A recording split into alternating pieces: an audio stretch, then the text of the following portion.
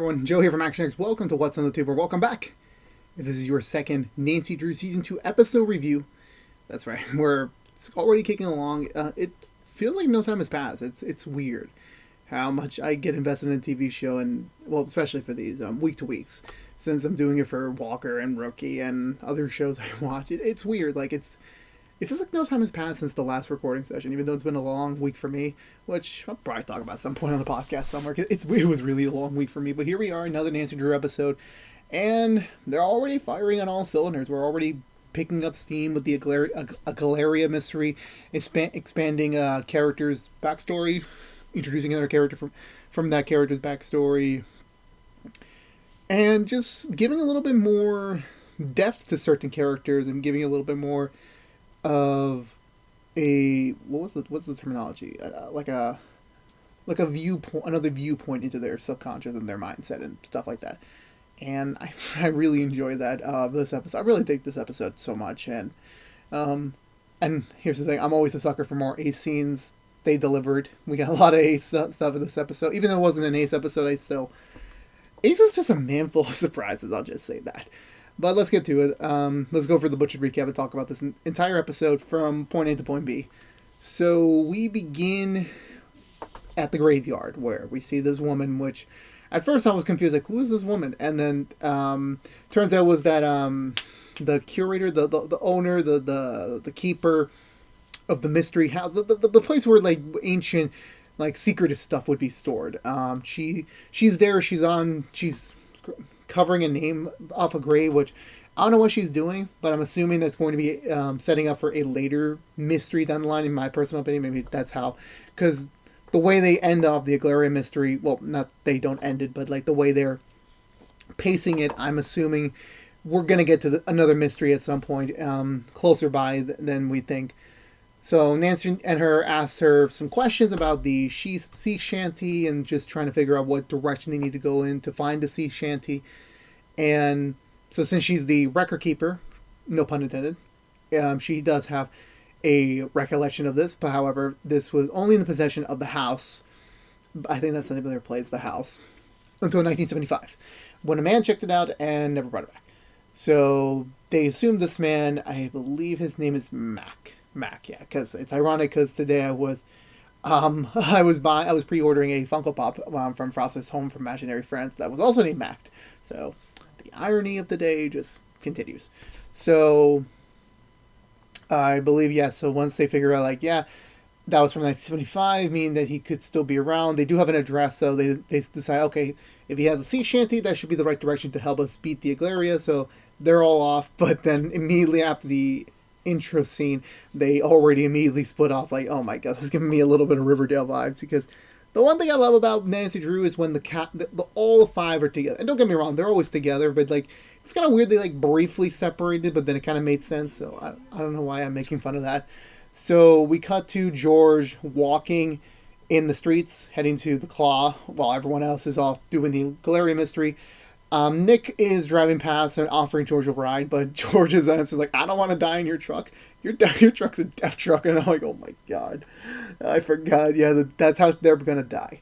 So, what was it? Nick, yeah, but however, before Nick is able to follow up on George trying to convince her otherwise, he gets a call from someone named Millie, or something around that name, and so he immediately dashes off in some type of hurry, and then we just immediately get to the...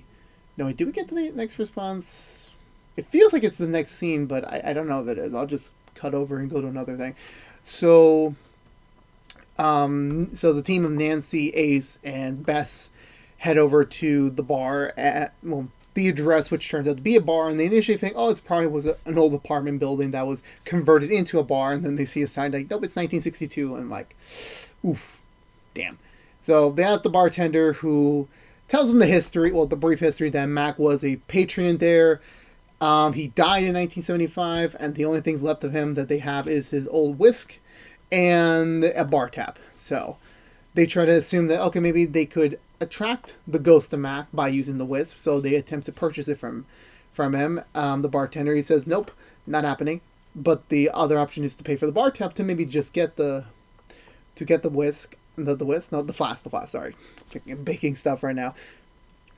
Turns out the inflation rate for a $10 bar tab from 1975 into 2019, I think they said this was taking place in, is about $845. That's right, I'm not kidding you. $845 for for a bar tab. And considering the fact they need it, and they don't have enough, and they immediately just put it on, I believe, Nancy's credit card, which this is gonna be a running theme for this episode. How the fuck are they affording this? Like, they're just dropping money like left and right. Like, these kids are rich and they're working at a fucking claw for minimum wage. What are you talking about? So anyway, where do we go? Oh no, yeah. So we do cut back to the claw. Nick, I'm still trying to remember the name. It's been so long. Nick is awaiting the arrival of this Millie. It turns out to be his mother, and they share a hug. You know, she's kind of, you know, a little bit happy that, like, he bought, like, a place of business. You know, he did something valuable with the guilt money that Tiffany gave him back in season 1. We all remember that. And Nick also introduces her to George directly as his girlfriend, so indicating, like, this is going to definitely set up some sort of dynamic between them right away. I believe, yeah, so I think they're just talking, and yeah, I don't know what happens after this. I don't remember, like, do we just cut back to them just reunited? I think we just head back to the house. Yeah, we head back to the Drew house. Oh no, actually, wait, no, back in the grave, I forgot to mention, since Nick lost his last place of residence, I think because of George's mother, I believe. I'm not really sure. Nancy offers him her couch, since now that Carson's off in the loft / his law office. There is now Nancy's the head of the household, which, again, being indicated.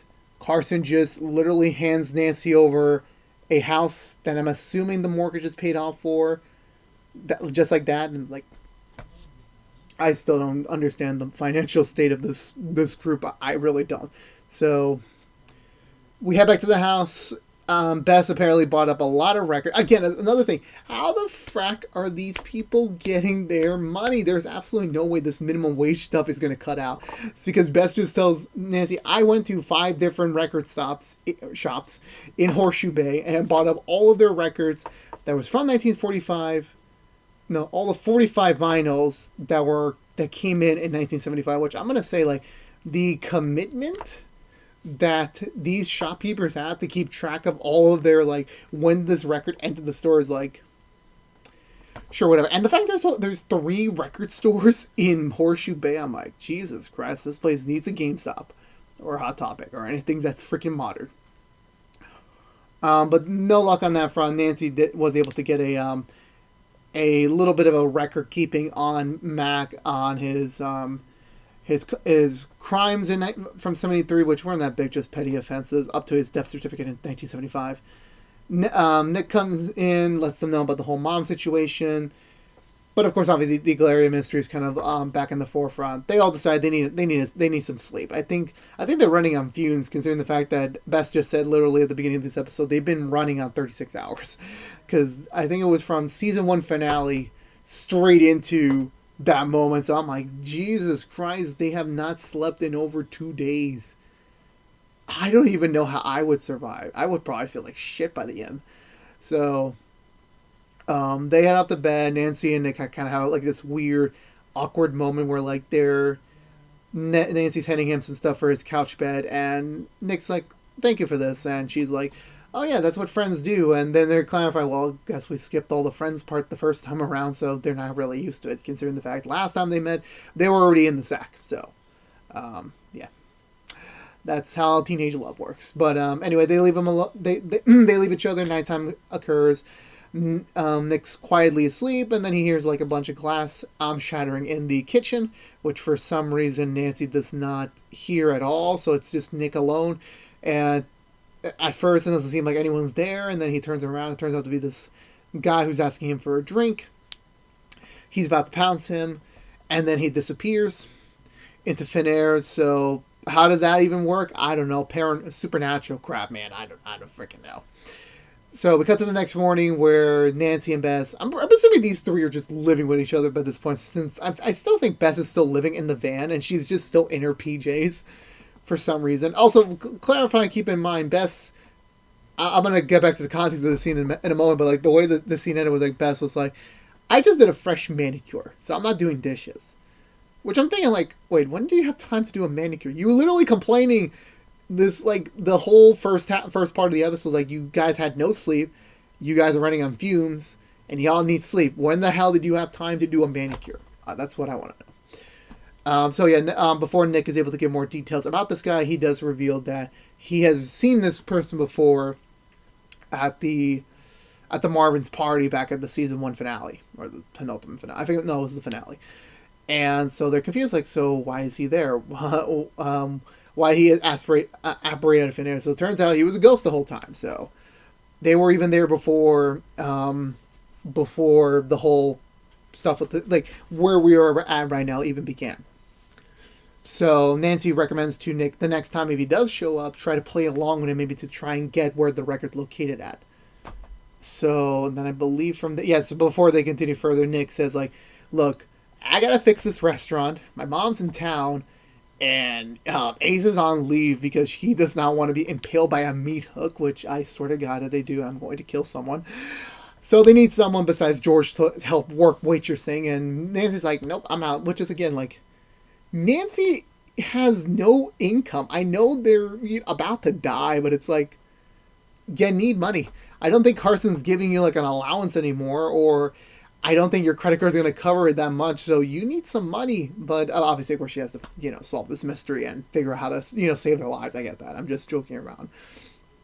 So Bess has to volunteer to go in and help out. So then we cut to the restaurant where, for some reason, the place is booming, which is kind of weird considering the fact they were just making so much fun out of it last season. Like, we are broke, we are making no money, that sort of thing. And I'm thinking, like, where do all these people come from?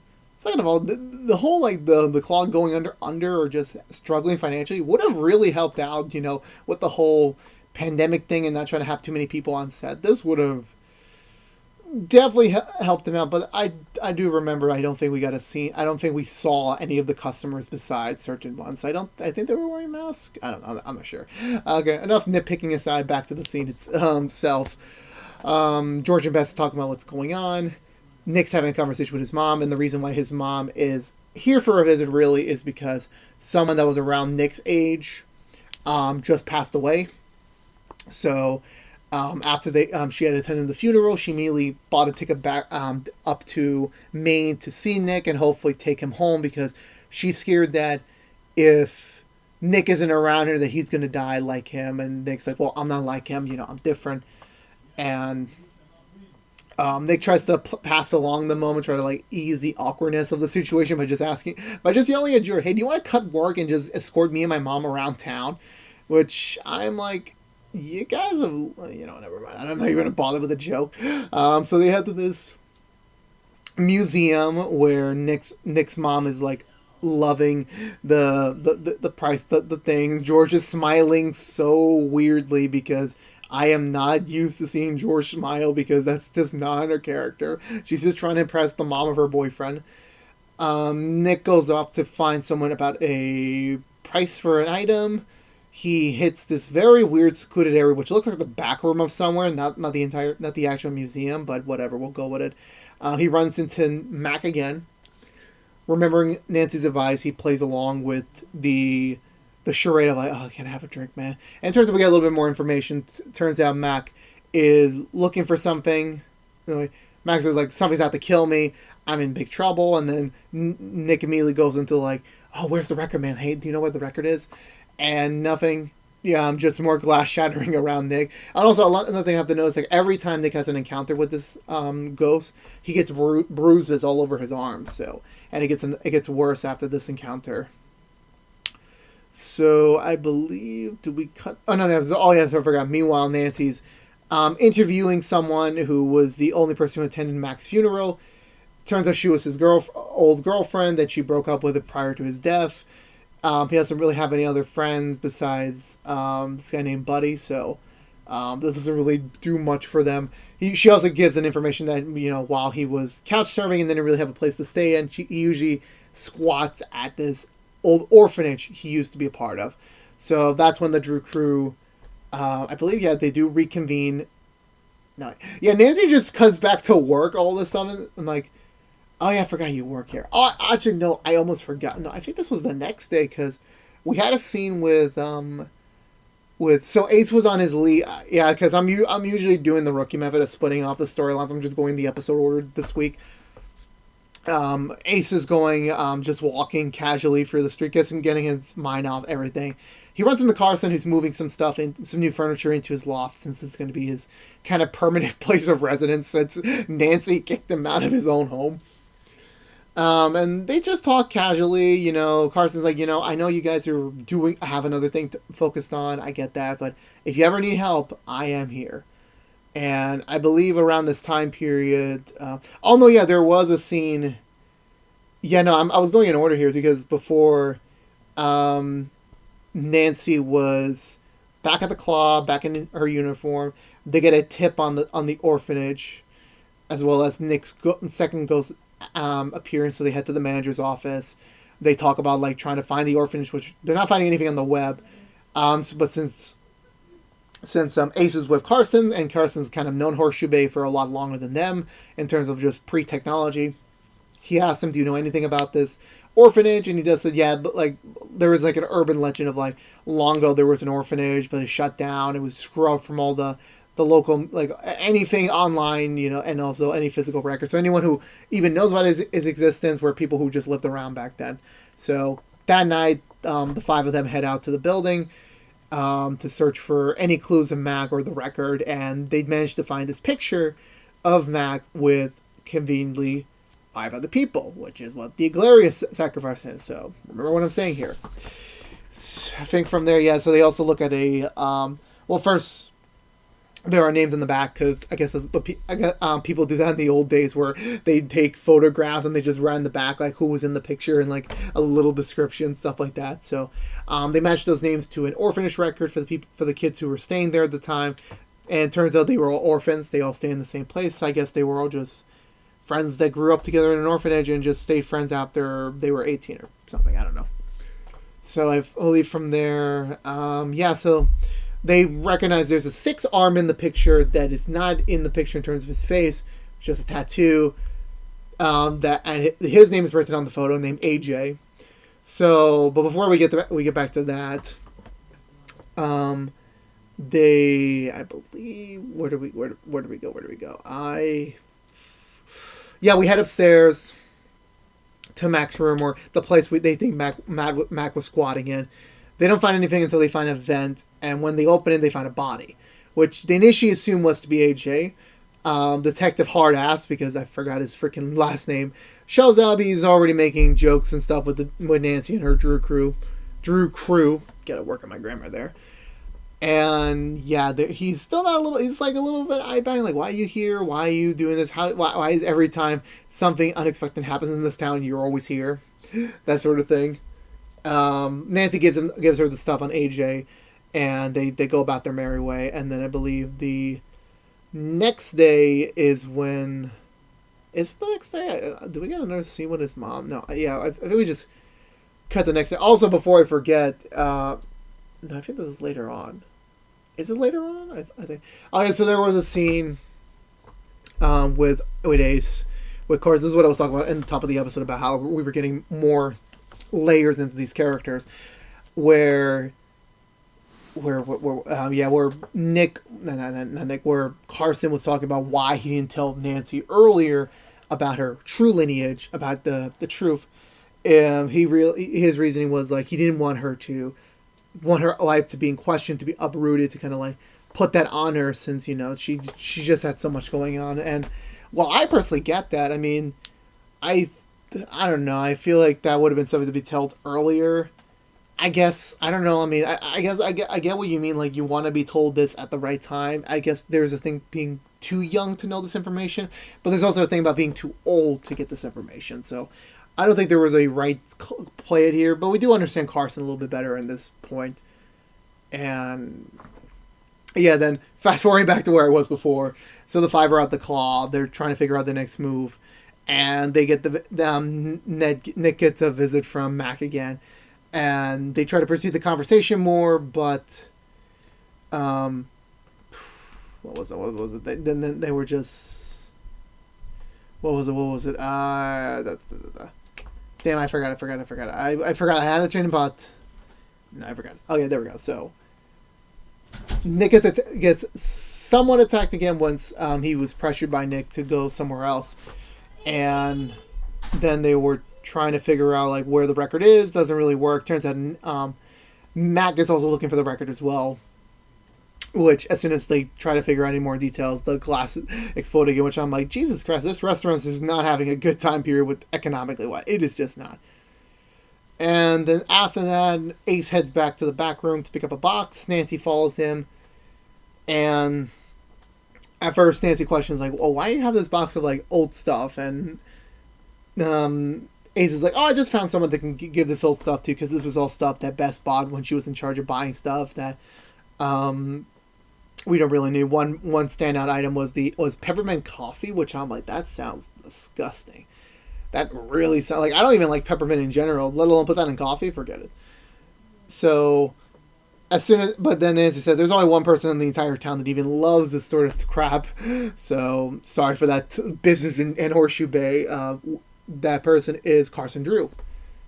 And then she starts realizing, oh, damn, you've been talking to him. And Ace is like, it wasn't on purpose. I didn't seek him out. It was just an accidental walkthrough. We talked. I figured that he would probably need this because, he's alone. He's kind of trying to figure out what to do right now, which she does have a point. But Nancy's like, well, I appreciate that, but, like, he should have talked to me about certain stuff and, not talk to you because, y'all know.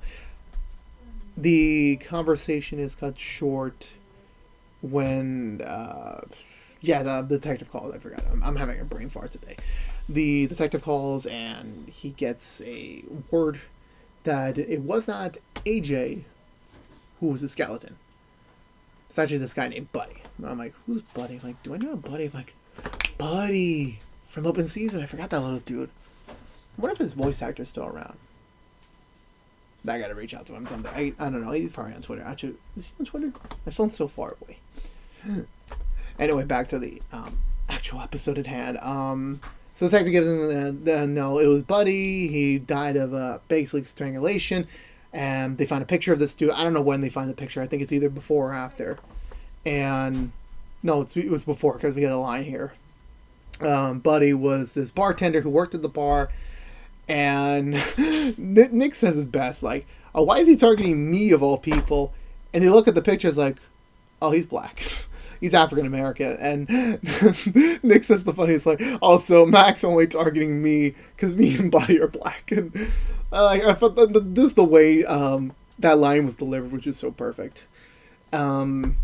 Yeah, and so when he started hearing this and he says, like, oh, so Ghost is strangling me because of this. He wants to kill me because of that. His mom just conveniently walks in and is like, who's killing you? Who's trying to kill my baby boy? And off camera, they explain the whole situation. And she's like, so a ghost is attacking you. It's trying to kill my son. It's like, okay, I got sent this salt. I got, like, equipment back on my car. And it's like, Jesus Christ, this woman's just prepared for, like, the supernatural. Like, where was she during Supernatural itself? Where? I don't know. But however, that's kind of twisted and turned to like, this is why you should leave and come back with me to Florida. That this is not safe for you. This town's not safe for you. You need to get away from here. And then she just turns her attention on George like, if you were a real girlfriend, you would have told him to get his ass back home. George starts to get on the defensive and Nick stops them and is like, look, I'm an adult now. I'm legal. I'm able-bodied. I can make my own decisions, so I'm not leaving. And she's like, fine, and leaves. So I believe... Yeah, so we return back to the freaking freezer back room, and Nancy and Nick have a talk about like kind of where they are with both of their like family members, since Nancy with her adopted dad and Nick with his mom that they're about to die soon. There's a chance they might die, and this is how they're gonna end their relationships with them, like just fighting and just not being on good terms. It kind of makes you question about life and how. They should be a little bit more, a little bit more on the mind on this. So I don't remember how we got to the next scene. I don't remember. I'm trying to remember. Damn, this is really hard.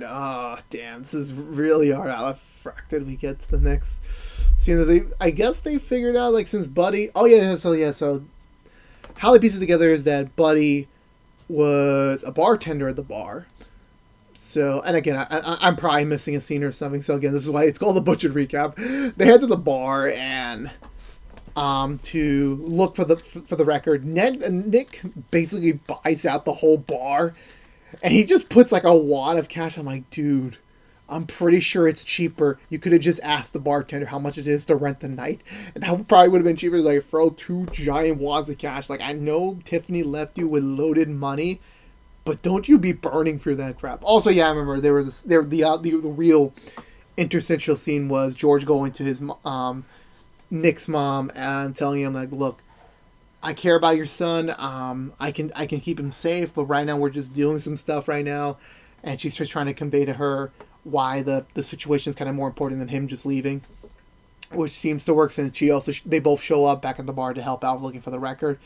And then while Nancy has a hunch, which I immediately realized when they were at the bar, like, have y'all checked the record player at all? Which Nancy does figure out right away. She's picking the lock, and conveniently enough, Mac the ghost shows up, starts attacking Nick, and it's like, this is Ghostfighting. I have heard many things. We have Ghostbusters, we have Ghost Hunters, we have Ghost Facers, now we have Ghostfighting, and I'm like, done. Let's do this. So I love the scene where, like, Nick is like just punching the ghost, and he has to look in the window. It's like, oh wait, is that the right angle? And he gets like his ass whooped on the floor. And yeah, so during that, Mac gets the upper hand. George manages to knock Mac out of the mirror world. I don't even think I would ever be saying that in my life. To the real world. Nancy finds the record, starts playing it, and that's enough for Mac to stop fighting Nick and summons the other 4 ghosts that were with him when the Eclaria was summoned. They're kind of all at peace, or they just kind of transcend fully to the next world. Then I believe from there, yeah, so it turns out that was kind of like a premonition of how our current Drew crew is going to end if they don't stop the Eclaria from killing them all. So I believe from there we split off. We got back to the Claw. I believe we got back to the Claw. Do we head back to the Claw? I don't exactly remember what the order of operations was. I think we do go back to the Claw. Nick's mom is making some food. George shows up, and Nick's mom like, look, I'm not gonna control my son. He could stay here. It's gonna be your job to keep an eye on him. And also, she lets him in on the family secret. I'm gonna give you the famous chicken and dumpling recipe that he loves so much.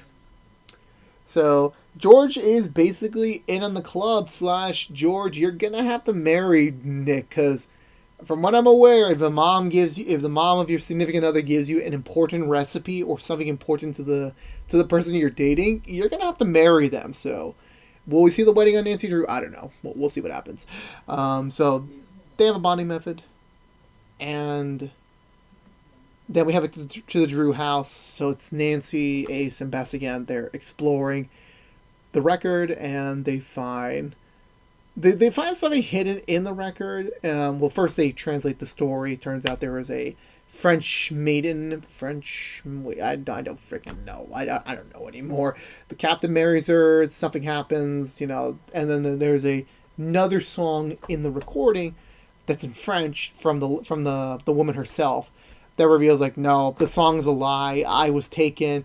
I was forcefully married. They took all my money and then they killed me. I'm assuming this was them offering her as the sacrifice for the Eclaria. That's what I'm assuming, at least. I could be wrong, though. Yeah, what happened? Yeah, so they realized that, like... Oh, yeah, so the French song said that there are 7 days until the Eclaria comes to kill you and take your soul. And it's been 4 days since they summoned the Eclaria, which I'm like, Jesus Christ. I think that was the episode 17 review I did for last season. So I'm like, we've had 5, I think, yeah, 4, do we have? I don't know. I think 1, 2, I think we ended at 18. So Yeah, it felt like forever. This, seeing the show, these specific episodes, and like, oh no, it's only been 4 days for them. I'm like, Jesus, they were really dragging this out. Um, yeah. So where was I gonna go with that? Yeah. So they basically have 3 days to figure out how they're gonna save their lives, or they're going to die. And then we get a scene where and his mom Nick is about to let his mom head out to the airport to go home. They share a prayer to kind of protect each other. The upcoming events. Nancy also goes to Carson indirectly to drop off the box that Ace was meant to drop off to him, signifying that Nancy is ready to kind of like maybe warm up to the fact to let him back into her life, even though again it's only been 3-4 fucking days. So it's good progress. It's good baby steps. They head to the graveyard to kind of give the flask back, but they discover these white flowers on the grave while they're delivering the flask. And then they find other white flowers around, signifying that someone left them on purpose. And they check around. Turns out the other Aglaria. Oh damn! I forgot my light source is down because my camera went dead. My camera just disconnected again. I don't know. I gotta get that fixed. They go check around with the other graves, and they find them, and it's like, who's delivering these files? Like they're specifically targeting the Aglaria victims. And then they find a note on on one of them that's still intact, that says, "I'm sorry for what I did," which is Kitsume, which I watch Japanese shows, I watch animes, so I know that means fox, and Ace came in to correct me. So it's a fox, and then they remember like the guy in the picture, the sixth arm had a fox tattoo, so AJ's still alive, meaning that he survived the Aglaria. So that's their next clue. They gotta find AJ.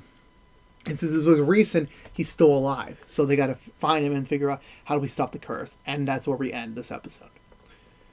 So, yeah, I really dig this one. I thought this was great. It gave more, layers to Carson, a little bit more to Ace, like, and his skill set, kind of painting the dire picture. They're like, yeah, they don't have long to live, so they're gonna have to make do on what things are going on. And I actually appreciate the fact that like we're kind of benching some of the other season one stuff we left behind for now, considering the fact, this is a very near dire case, so I'm not assuming that we're going to get any sort of setup for the next mystery, because I'm assuming if they do a day for each of these, we'll probably have 3 more episodes of the Aglaria mystery, unless they really stretch it out, which I really hope they don't, to kind of figure this out, which we'll see how that goes. But I'm respecting the fact they're keeping this at a good pace, like a day at a time, which is like it builds up the suspense, it builds up like the kind of what are they going to do to figure this out, and what will they do? I do like it the fact that Nick and George are kind of being set up as like this, like now they're really going to have to end up together, because if you get a mama's recipe for like a delicious meal, you're basically set for life, girl. So we'll see how that goes out. We'll see what more twists and turns they have left to go through. Yeah, I believe that's it. Yeah, I think that's all. So I'm going to give this episode 2 thumbs up. I really dig it. I think this was a very strong episode of the season. Can't wait to see. Hopefully the following episodes will pick up with the pace. And I believe that's going to do for me, everyone. So if you're unaware, this has been What's in the Tube from ActionX, reviewing every episode of Nancy Drew Season 2. I'm really tired. It's been a long day for me, guys, if you can't tell. If you want to know what we're doing overall on What's in the Tube besides our Nancy Drew reviews, we're doing Walker every episode review each and every Friday morning after a brand new episode on Thursday nights on the CW, and streaming free after that on the CW app and CW.com. We're also doing every rookie episode review for season 3, which would normally come on every Monday morning after a brand new episode on Sunday nights on ABC, and then on Mondays on Hulu. We're on a little bit of a break right now with that, since that's on a mini hiatus for filming reasons as well as Super Bowl. So the next 2 weeks we don't have that. We're going to do Quick Impressions, which is our other sub-series of What's in the Tube reviews, where I quickly review a show I've been watching. I believe next week we're doing Smallville. So if you're a Smallville fan, check me over there. That'll be live on Monday morning to take over the time slot. But if you only care about Nancy Drew, then you're in luck. We'll be back next Thursday morning for the next Nancy Drew Season 2 review. Episode 3. Can't wait for that. Nancy's wearing a red shirt in that, which I'm like, yes. If you're unaware, I love red. So I mean, I think I'm wearing red in every episode review I do nowadays. So you can tell I'm a big fan of red. Hell, the curtains I just installed for privacy reasons is all red. So I'm very particular on that. But again, if you're unaware, this has been What's in the Tube from ActionX. If you want to see more of What's in the Tube, please subscribe to ActionX on youtube.com/ActionX. If also ring the bell for notification when our next Nancy Drew review is live, which is normally every Thursday morning. Like, favorite, share this review if you want to, but it does help us out there, get us out there to other people who love Nancy Drew to hear my reviews and expand our little corner here. Follow us on social media, including Twitter, to be up to date on any updates for the channel. Follow us on Twitch for streaming. Whenever I get my God fix, which just broke on me, so I'm like, I just started the streaming and like, boom, it just breaks. So I'm like, that is really piss poor timing on my part, but what can I do? I gotta buy a new one at some point later on because I promised Sal something, but that's another story for another time. And yeah, so again, for you Drew Crew members, that's gonna do it for me. I'll see you all next week for the next episode review. But until then, be good. Stay safe out there. I was going to say the third thing, but I completely forgot what the third thing was. And I'll see y'all next week. I'm tired. Peace out.